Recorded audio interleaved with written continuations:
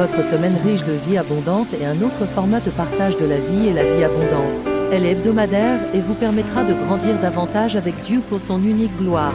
Ne la ratez pas et ne la gardez pas que pour vous. Mais partagez-la car il y a plus de joie à donner qu'à recevoir. Demeurez pleinement bénis.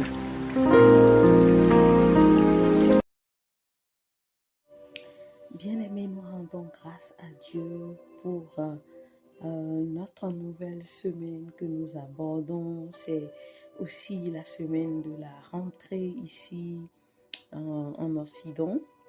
Et nous rendons grâce à Dieu, lui qui nous a portés le long des vacances et qui, dans sa miséricorde, a permis que nous rentrons à nouveau pour débuter les 4 derniers mois qui sont devant nous. Et j'ai reçu à cœur de poursuivre toujours dans notre élan sur le fait de planifier notre enlèvement. Et le troisième thème que je vais aborder qui entrera en jeu pour ce thème très important est intitulé « Le capital du salut au cœur de la rentrée 2025-2026 ». Pourquoi le capital du salut au cœur de la rentrée 2025-2026?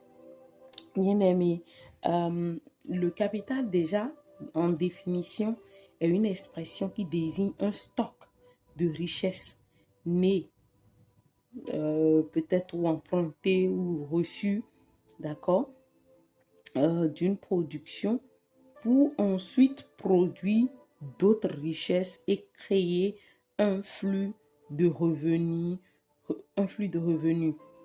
Donc, engager le capital en prenant un risque est, par exemple, un acte que le capitalisme aime bien chérir, et certains économistes classiques, voilà, pensent que l'entreprise doit librement choisir son capital, voilà, de production et travailler avec pour les rémunérations selon ce que cela lui contribuerait de façon respective. Et en réfléchissant en fait sur cette définition, je me suis dit, mais nous, en tant que chrétiens, nous qui sommes sauvés, qui sommes en route pour le plan parfait de Dieu, c'est quoi notre capital du salut? Et tout de suite, l'Esprit de Dieu a ouvert mes yeux sur les dons spirituels et les âmes spirituelles. Donc, ce sont en fait les deux sortes de ressources spirituelles dont l'Esprit de Dieu nous a dotés, que nous ne recevons pas tout de suite au complet comme ça, mais c'est en évoluant progressivement que nous les développons. Et quand je parcours, que ce soit les 9 dons spirituels et les 7 âmes spirituelles, ce qui m'a le plus interpellé dans cela, c'est en fait une autre âme spirituelle qui est un peu plus en dehors, qui est la prière. Et dans mes réflexions, j'ai compris en fait que ce soit les dons spirituels, que ce soit les âmes spirituelles, aucune d'elles ne tiendront sans la prière. La prière reste en fait le cœur central autour duquel les dons spirituels, les âmes spirituelles peuvent transiter. Et au début, j'avais pas trop le repère pour mieux comprendre parce que le Seigneur il œuvre avec tout chacun de nous d'une manière ou d'une autre. Mais c'est quand il a ouvert mes yeux sur le test de base que j'ai un peu plus compris. Le test de base sur lequel mes yeux sont tombés se trouve dans 1 Timothée chapitre 2 à partir du verset 1 jusqu'au verset 7. Je vais le lire. Avant tout, je recommande ceci. Il faut faire des demandes à Dieu, le prier, le supplier et le remercier pour tous les êtres humains. Il faut prier pour ceux qui nous gouvernent et pour toutes les autorités.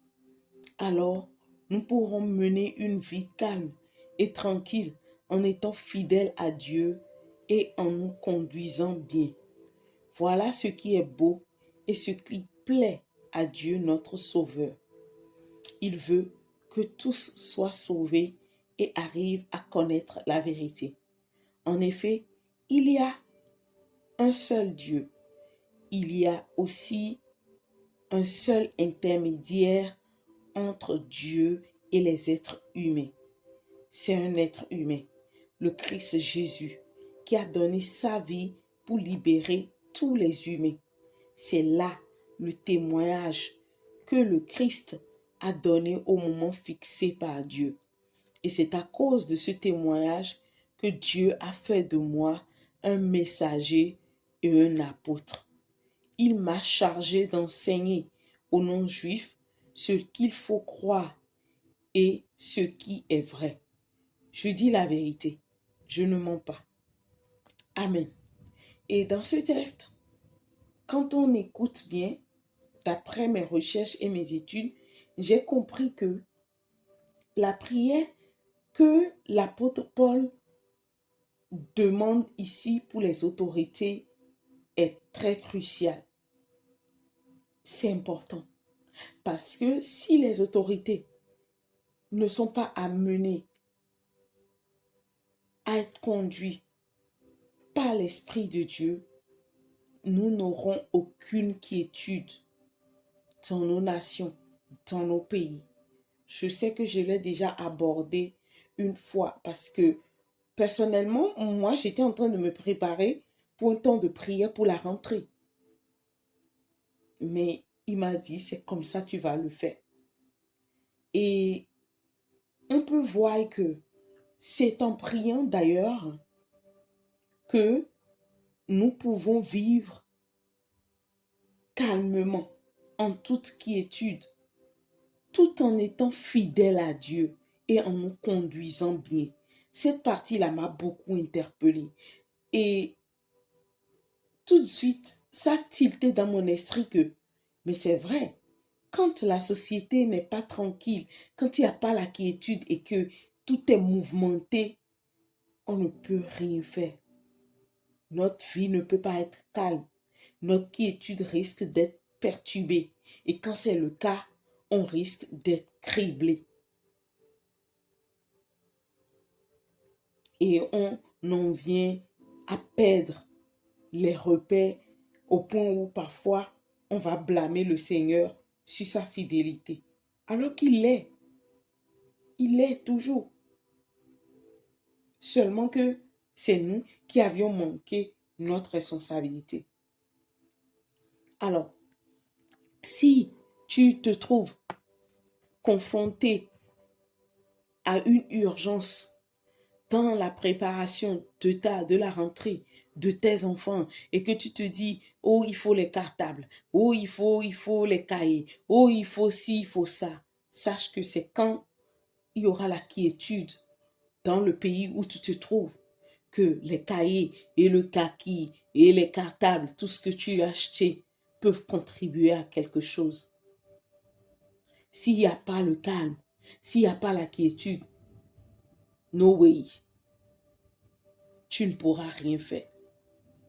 Et les temps que nous sommes en train de traverser sont des temps qui doivent beaucoup nous interpeller. Nous, les enfants de Dieu, nous en sommes responsables. Je discutais par écrit avec une personne chère à moi la fois dernière et me disait, mais comment tu vas? Comment tu trouves le temps et tout? Je dis, oui, c'est vrai, le temps porte sa réalité. Pour autant, le Seigneur me permet d'être droite dans mes bottes, tête dans le ciel. Pour dire quoi? Que oui, on est là. On veut continuer à marcher, dominant sur le péché, dominant sur la chair, les circonstances, les œuvres du diable, les manipulations et autres. mais en ayant dans la tête que notre patrie, c'est dans la gloire. Et c'est fort cela que le Seigneur a suscité en moi quelques points de prière. J'ai énuméré 5 points de prière. Ne m'en voulez pas trop parce que ce format un peu différent de ce que nous avons l'habitude de faire, nous n'aurons pas un verset à mémoriser. À la place de verset à mémoriser, je vais prier pour une dizaine de minutes et vous aussi de votre côté, vous allez aussi le poursuivre et je saurai rajouter enfin la dernière partie du témoignage de Brandon et on saura qu'on a fini avec ça et après on saura prendre des temps de prière en ligne pour continuer à renforcer notre préparation pour l'enlèvement. Donc, le premier point de prière que j'ai énuméré, c'est demandons à Dieu son règne et sa volonté parfaite dans le cœur des autorités et dans toutes les nations. Élevons nos voix et prions. Père, dans le puissant nom de Jésus, nous te remercions pour la grâce que tu nous as faite dans ce partage où tu as interpellé en fait notre capital, le capital de notre salut au cœur de cette rentrée. Et nous comprenons en fait que nous devons plus nous investir dans la prière avec tout ce que nous avons. Seigneur, nous voulons t'apporter les nations, nous voulons t'apporter les présidents. Seigneur, je t'apporte le président de la France, Emmanuel Macron. Je t'apporte le président des États-Unis, Donald Trump. Je t'apporte le président russe, Vladimir Poutine. Seigneur, je t'apporte le président turc, le président, le premier ministre en Iran, le premier ministre israélien. Seigneur, je prie afin que ton règne puisse prévaloir dans le cœur, dans le puissant nom de Jésus. Nous avons conscience que si les pays, les nations n'ont pas de stabilité, nous ne l'aurons point non plus. Notre calme sera perturbé, notre quiétude, Seigneur, sera embrouillée. C'est fort cette compréhension que nous nous tenons devant toi pour t'apporter, Seigneur, que ce soit le président des nations en Afrique entière, en particulier en Afrique de l'Ouest, sur tous ces pays qui sont à quelque part des élections, que ce soit en cette année, l'année prochaine, l'année prochaine. Si tu ne reviens pas encore nous chercher, nous voulons tous les soumettre à ton autorité, soumettre le cœur à ton autorité, que ton règne puisse prévaloir en eux, dans le puissant nom de Jésus. Oh Père très saint, ton règne c'est la justice, ton règne c'est la vérité, ton règne c'est la sainteté, ton règne c'est la droiture, ton règne c'est la vérité. Nous prions Père, dans le puissant nom de Jésus, que ton règne s'impose au cœur, Seigneur, de ces présidents, au cœur de leurs ministres, dans le nom de Jésus, au cœur de leurs députés, au cœur de leurs conseillers, dans le puissant nom de Jésus-Christ. Oh Père très saint, je pense au Togo, je pense au Bénin, je pense à la Côte d'Ivoire, je pense à l'RDC, je pense à tout le continent africain, en particulier aussi, Seigneur, le Nigeria. Oui, nous voulons ton règne dans ces nations, le Burkina Faso, nous voulons ton règne qu'il prévaut dans le nom de Jésus, dans leur cœur. C'est toi qui sais parler, Seigneur, au tien, d'une manière ou d'une autre, parce que nous lisons dans ta parole que Cyrus ne te connaissait pas, mais ton règne s'est imposé à son cœur. Il a accompli toute ta volonté. Alors nous soumettons, Père, à ton autorité, tous ces présidents de par le monde entier, en Arabie Saoudite, Seigneur, n'importe où se trouve une nation, n'importe où s'y trouve une autorité à la tête qui en gère, Seigneur, ces ministres, ces députés, que ton règne, Seigneur, surplante leur cœur dans le puissant nom de Jésus-Christ, qu'ils en soient soumis au nom puissant de Christ Jésus. Seigneur, que l'agenda de l'ennemi recule dans le puissant nom de Jésus, afin que ton agenda, qui est ta volonté parfaite, puisse prévaloir, Seigneur, sur les nations, dans le puissant nom de Jésus. Glorieux Père, nous prions en brandissant le sang de Jésus contre toutes les seigneuries dans le monde de la divination, de la sorcellerie, dans le monde, Seigneur, occulte, mystique, prêt à boire le sang, que le sang de Christ Jésus les repousse au nom de Jésus, que l'œuvre achevée de Christ Jésus, oui, les repousse, qu'ils aient point, Seigneur éternel, oui, d'autorité sur nos vies, sur nos nations. Merci, Père, parce que tu le fais. Au nom de Jésus-Christ, nous avons prié. Amen. Nous en abordons un second point, parce que nous en avons 5 points au total.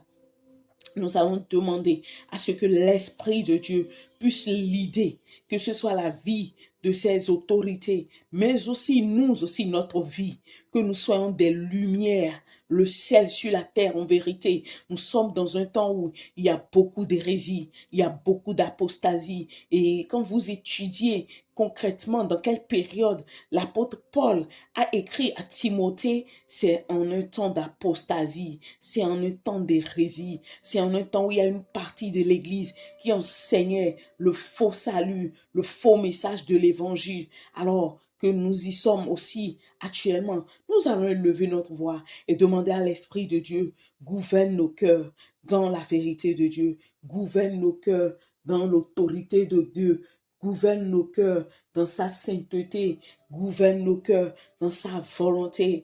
Aide-nous à être des lumières, des lampes dans nos familles, dans nos quartiers, dans nos villes, à être irréprochables. Élève ta voix et prie ainsi. Père, dans le nom de Jésus-Christ, nous apportons tous autant que nous sommes, que ce soit nous les croyants, les chrétiens, même aussi les musulmans, Seigneur, toute catégorie confondue des hommes. Oui, la Bible déclare qu'au commencement, oui, la terre était informe, mais l'Esprit de Dieu planait au-dessus de l'eau qui était à la tête de cette terre qui était informe. Nous prions alors que ton Esprit est encore sur terre et que nous n'avons pas encore vécu l'enlèvement, que ton Esprit Saint s'impose à tous les cœurs, dans le nom de Jésus-Christ, que ton Esprit Saint puisse leader les cœurs, puisse leader les pensées, dans le puissant nom de Jésus. Seigneur, je pense à tous nos enfants, à tous ces écoliers, les enfants des chrétiens, de par le monde entier, des croyants de par le monde entier, que ce soit ton Esprit de vérité qui les lead dans ton excellence, dans ta sainteté, dans ta droiture, dans ta vérité. Seigneur, je prie pour les autorités ecclésiastiques. Oui, là aussi, que ton esprit se sente libre dans le puissant nom de Jésus. Merci parce que tu le fais. Au nom de Jésus-Christ, nous avons prié. Amen. Le troisième point porte sur le psaume 91 carrément. On va en dire comme une prière. Oui, nous levons nos yeux vers les montagnes. D'où non, ça c'est le psaume 121, c'est le psaume 91 dont il est question, pardon. Celui qui demeure sous l'abri du Très-Haut repose à l'ombre du Tout-Puissant. Père, nous prions dans le nom de Jésus-Christ, alors que tu nous donnes de demeurer à ton abri par Jésus-Christ. Oh, nous prions que ton repos soit effectif sur nous, dans tout ce que nous entreprenons, dans tout ce que nous faisons, sur nos lieux de travail, dans nos familles, alors que nous demeurons en toi, par Jésus-Christ. Seigneur, donne-nous de vivre dans ton repos. Ton repos, Seigneur, c'est la liberté. Ton repos, c'est la sainteté. Ton repos, c'est aussi la vérité, parce que c'est ton esprit qui nous y conduit. Je prie que tu nous y conduises dans le nom de Jésus, alors que, Seigneur, souvent, les débuts de rentrée sont vus comme des moments de stress, comme des moments de panique, comme des moments où l'on redoute. Je prie dans le nom de Jésus que ton esprit plane au-dessus de nous, qu'il s'établisse sur nous et que nous soyons dans ta quiétude, que nous soyons dans ta protection, que nous soyons dans ta sécurité. Seigneur, je prie dans le puissant nom de Jésus-Christ que tout ce que l'ennemi a déjà planifié alors que nous rentrons, Seigneur, dans cette rentrée d'une manière ou d'une autre pour semer la zizanie, pour voler l'éclat des enfants, pour séduire, pour attaquer d'une manière ou d'une autre, que ces choses soient révoquées, que ces choses soient annulées dans le puissant nom de Jésus-Christ, alors que tu demeures notre refuge et notre forteresse, notre Dieu en qui nous nous confions. Je veux proclamer que la honte et la confusion ne nous localisera point dans le puissant nom de Jésus-Christ. Seigneur, alors que nous avons confiance en toi, nous proclamons que ta délivrance est effective, Seigneur, à nos côtés, face au filet de l'oiseleur, dans le nom puissant de Christ Jésus. Seigneur, je proclame que ta présence, Seigneur, est là pour nous préserver, que ce soit de la peste et ses ravages, dans le nom puissant de Jésus. Seigneur, nous proclamons que toi, tu nous couvres de tes plumes et nous trouvons un refuge sous tes ailes, dans le puissant nom de Jésus. Ta fidélité, Seigneur, demeure un bouclier et une cuirasse pour nous en ces temps sombres, en ces temps pénibles, dans le puissant nom de Jésus. Seigneur, nous proclamons qu'aucune crainte ni terreur ne nous localisera, que ce soit la nuit, que ce soit le jour, avec des flèches au nom puissant de Christ Jésus. La peste qui marche dans les ténèbres, ni la contagion qui frappe en plein midi, Seigneur, ne nous localisera point. Cela ne localisera point nos enfants dans le puissant nom de Jésus, car ils sont tous cachés dans le sang de Jésus. Nous sommes tous cachés dans le sang de Jésus. Et ta parole déclare qu'ils l'ont vaincu par le sang de l'agneau et par la parole de leur témoignage. La parole de notre témoignage, elle est celle-ci. À tous ceux qui l'ont reçu, tu leur as donné le pouvoir de devenir enfants de Dieu, lesquels sont nés ni de la chair, ni du sang, ni de la volonté humaine, mais qui sont nés de Dieu. Père, à partir du moment où nous sommes nés de toi, 1000 tombent à notre gauche, 10 000 à notre droite, nous ne serions point atteints dans le suprême nom de Christ Jésus. De nos yeux, seulement nous verrons, Seigneur, et nous regarderons la rétribution des méchants au nom puissant de Jésus, parce que tu restes notre refuge, le refuge de nos enfants, le refuge, Seigneur, de ces enfants, de ces innocents, de ces justes, dans le puissant nom de Jésus. Seigneur, nous faisons du très haut notre retraite. Aucun malheur ne nous arrivera. Aucun malheur n'arrivera à nos enfants dans le puissant nom de Jésus. Aucun fléau n'approchera de notre tente dans le nom de Jésus. Parce que toi, Dieu le Père, tu ordonnes à tes anges de nous garder dans toutes nos voies parce que tu nous aimes dans le nom de Jésus-Christ. Ils nous porteront sur les mains de peur que nos pieds ne heurtent contre une pierre. Nous marcherons sur le lion et sur l'aspic. Nous foulerons le lion sur le dragon. Parce que toi, tu nous aimes, tu nous délivreras, tu nous protégeras parce que nous connaissons ton nom. Nous invoquerons ton nom et toi, tu nous répondras. Tu seras avec nous dans la détresse. Tu nous délivreras et tu nous glorifieras. Tu nous rassasieras de longs jours et tu nous feras voir ton salut au nom de Jésus-Christ. Amen. Il est dit quelque part dans ta parole qu'un injuste pouvoir ne demeurera point le lot des justes, afin que les justes ne tendent pas les mains vers l'iniquité. Glorieux Père, je prie pour nos enfants, dans leur cas, parmi leurs camarades, leurs amis, Seigneur, ceux qui sont dotés, ceux qui sont lidés par des injustes pouvoirs. Je proclame que ces injustes pouvoirs n'auront point d'influence, Seigneur, sur nos vies, sur la vie de nos enfants, dans le puissant nom de Jésus. Ainsi, tu nous préserverais, tu garderais nos mains d'être tendues vers l'iniquité. Merci parce que tu le fais. Merci parce que tu fais de nos enfants d'être la tête et non la queue, conformément à ta parole. Merci pour ta protection qui nous envahit. Seigneur, nous couvrons toute l'année, la rentrée 2025 et 2026 dans le sang de Jésus-Christ. Tous nos moyens de déplacement, là où nous dormons, là où nous côtoyons, ces lieux de classe, à cause de tes justes, Seigneur, ta protection est assurée dans nos quartiers, dans nos villes, dans nos départements, dans nos régions, dans nos nations, dans nos continents, sur la terre, dans le puissant nom de Jésus. Merci Père, au nom suprême de Christ Jésus, nous avons prié. Amen. Bien-aimés, je n'irai pas plus loin. Je vous souhaite une excellente semaine. N'oubliez pas de suivre la suite qui est la dernière partie du témoignage de Brandon. Voilà, et on se dit à très bientôt dans une autre semaine de vie et vie en abondance. Au revoir, demeurez pleinement bénis. En ce temps-là, les cœurs de beaucoup seront révélés. J'ai vite compris qu'il y avait deux atmosphères distinctes. Pour ceux qui connaissent Dieu et vivent en communion, la paix régnait, même au cœur de l'incertitude. Ils comprenaient, dans leur esprit, que c'était un signe et se mirent à prier. Mais pour ceux qui vivaient loin de Dieu, la peur s'installait comme une ombre. Certains essayaient de se distraire avec des films et de la musique. D'autres ne pouvaient ni s'empêcher de regarder les informations. Le silence entre les nouvelles était étouffant. C'était comme attendre quelque chose que tout le monde ressentait, mais que personne ne pouvait expliquer. Jésus m'a montré que, spirituellement, les anges étaient en mouvement, encerclant les maisons de ses élus. J'ai aussi vu des démons rôder, cherchant à semer la panique et la confusion, surtout dans l'esprit de ceux qui avaient entendu parler du Christ, mais ne s'étaient jamais soumis à lui. C'était comme si un champ de bataille invisible s'était formé au-dessus de chaque ville. Les rues désertes n'en étaient que la partie visible. Dans le monde spirituel, une guerre intense faisait rage à cet instant précis. Au fil des heures, le monde s'est calmé. Moins de bruit de voitures, moins de mouvements. Les gens se retiraient, mais il n'y avait pas de répit. C'était un silence troublant, comme celui d'une tempête sur le point d'éclater. J'ai vu des familles rassemblées, certaines en prière, d'autres le regard perdu dans le vide. J'ai vu des jeunes essayer de se distraire avec leur téléphone portable, mais s'arrêter soudain pour regarder par la fenêtre, comme si quelque chose flottait dans l'air. Et c'était le cas. Jésus a dit « Le premier jour est le commencement de l'épreuve ». À la fin de cette journée, j'ai remarqué que beaucoup pensaient encore que tout cela passerait vite, comme s'il s'agissait d'une fausse alerte. Mais dans le monde spirituel, un compte à rebours avait commencé. C'était comme si l'horloge divine avait cliqué. L'atmosphère était prête. Et Jésus m'a dit « Brandon, quand ce jour prendra fin, le monde ne sera plus jamais le même.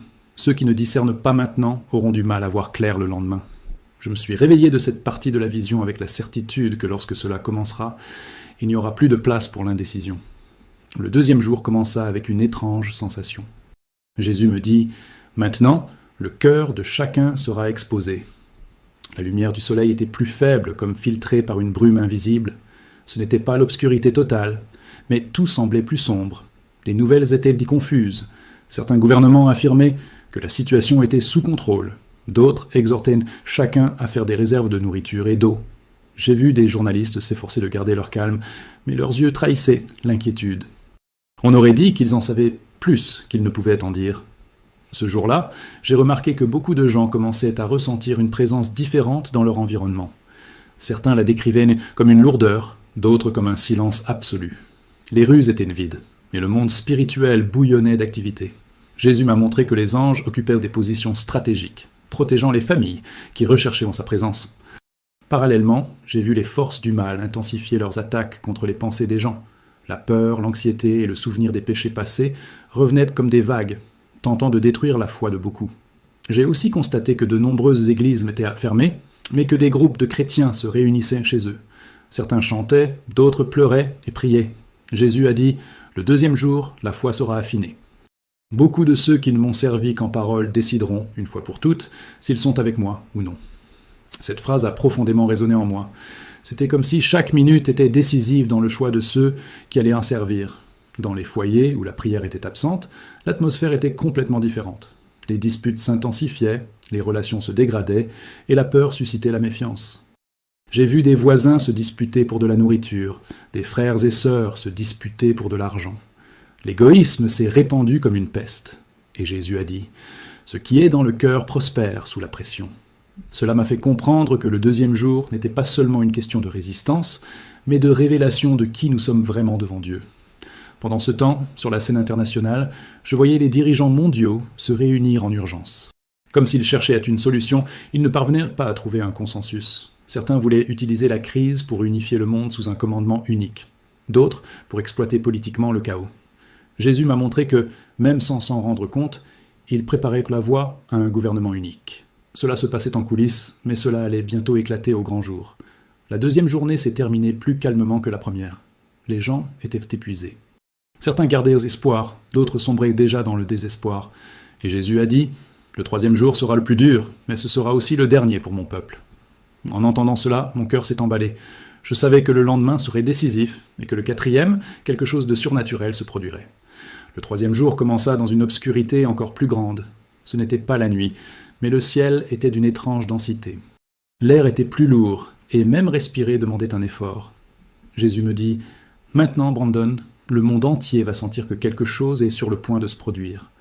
Mais peu de gens sauront ce que c'est. » J'ai vu des familles s'embrasser, regardant par la fenêtre, essayant de comprendre ce silence planétaire. Il n'y avait ni voiture, ni avion, ni bruit de la ville. C'était comme si la terre entière retenait son souffle. Ce jour-là, la peur s'est emparée de ceux qui avaient perdu espoir. Nombre d'entre eux se sont mis en quête de réponses. J'ai vu des gens se tourner vers les gourous, les horoscopes et même les pratiques occultes, cherchant un sens à leur vie. D'autres se sont précipités pour ouvrir des bibles fermées depuis des années. C'était comme si l'âme humaine était forcée de choisir son camp. Et Jésus a dit « Jusqu'au dernier moment, je vous donnerai une chance de vous repentir.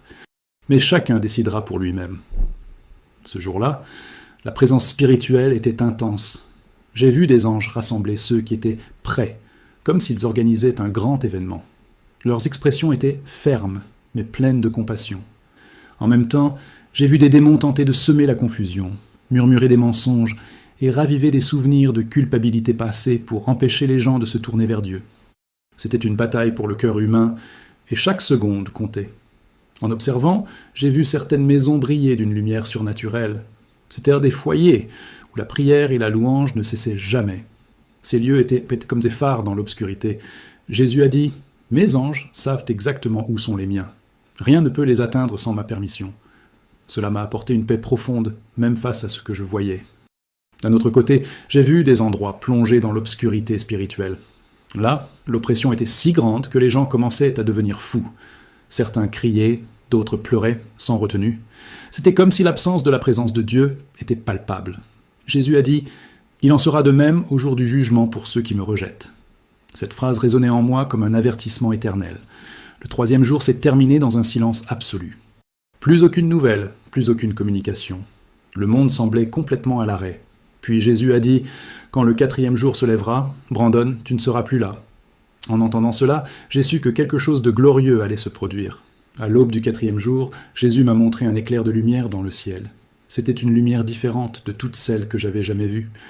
Elle ne venait ni du soleil ni de la lune, mais d'une source qui semblait transcender les dimensions. Le son était comme un coup de trompette, profond et vibrant. J'ai vu les anges prendre position, et la terre entière a semblé trembler légèrement. Jésus a dit « C'est le moment ». Et au même instant, j'ai vu des corps se transformer en lumière. Les maisons où se déroulaient les prières étaient baignées de cette lumière. J'ai vu des gens être soulevés, certains encore à genoux, d'autres les mains levées. Des chants de louanges et des larmes de joie emplissaient l'air. C'était l'enlèvement. Jésus a dit « J'ai promis et je l'accomplis ». Ce qui m'a le plus frappé, c'est de voir des visages illuminés par une espérance enfin comblée. Pendant ce temps, dans le monde physique, ceux qui restaient se mirent à hurler. Je vis des gens courir dans les rues, entrer dans les maisons, à la recherche de leurs proches disparus. Le désespoir s'empara de moi. Les médias tentèrent d'expliquer la situation, évoquant des phénomènes inconnus ou des événements cosmiques, mais force était de constater que des millions de personnes avaient disparu en un instant. La douleur était réelle et profonde. Jésus m'a montré que dans le monde spirituel, les anges escortèrent les personnes enlevées vers un lieu sûr, tandis que les démons tentaient d'emprisonner ceux qui restaient, scellant leur cœur par la tromperie. J'ai vu des larmes dans les yeux des anges, non pas de tristesse, mais de compassion pour ceux qui refusaient le salut. Les cieux spirituels étaient en fête, mais la terre pleurait. Le contraste était immense. J'ai vu des multitudes de personnes sauvées et accueillies avec une joie indescriptible, tandis que la planète était plongée dans la plus grande tribulation de son histoire. Jésus a dit « Maintenant commence ce que mes prophètes ont prédit depuis des siècles. » J'ai compris que le compte à rebours était terminé. Cette partie de la vision m'a fait comprendre que l'enlèvement n'est pas seulement un événement pour les croyants, mais aussi un jugement pour le monde. Et Jésus m'a dit « C'est pourquoi, Brandon, parle, avertis pendant qu'il est encore temps. » Je savais que ce message devait être partagé de toute urgence. Quand la vision prit fin, je me retrouvais dans ma chambre.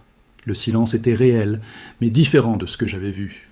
Mon cœur battait fort et des larmes coulaient sans que je m'en rende compte. Je savais que ce n'était pas un rêve, mais une révélation. Jésus m'avait confié quelque chose qui devait être dit, même si beaucoup se moquèrent de moi. J'ai passé des heures à prier, demandant à Dieu de me donner du courage. Il m'a rappelé le rêve que j'avais fait il y a des années concernant la tentative d'assassinat contre Donald Trump, qui s'est réalisée et a été mondialement connue. À l'époque, beaucoup en doutaient, mais ont plus tard reconnu sa réalité. Jésus a dit « Comme je le dis en ce jour-là, Brandon, afin que tu l'annonces avant qu'il n'arrive, cela m'a donné la force d'écrire et de consigner ce témoignage. Je sais que beaucoup tenteront de l'expliquer scientifiquement, ou diront que ce n'est qu'une théorie de plus. Mais pour ceux qui connaissent la voie du Seigneur, ce sera un signal d'alarme. Le monde n'est pas préparé à 3 jours comme celui-ci, et encore moins à ce qui suivra. Jésus a dit que ces jours seraient déterminants. Soit on est avec lui, soit on est contre lui. Il n'y aura pas de juste milieu.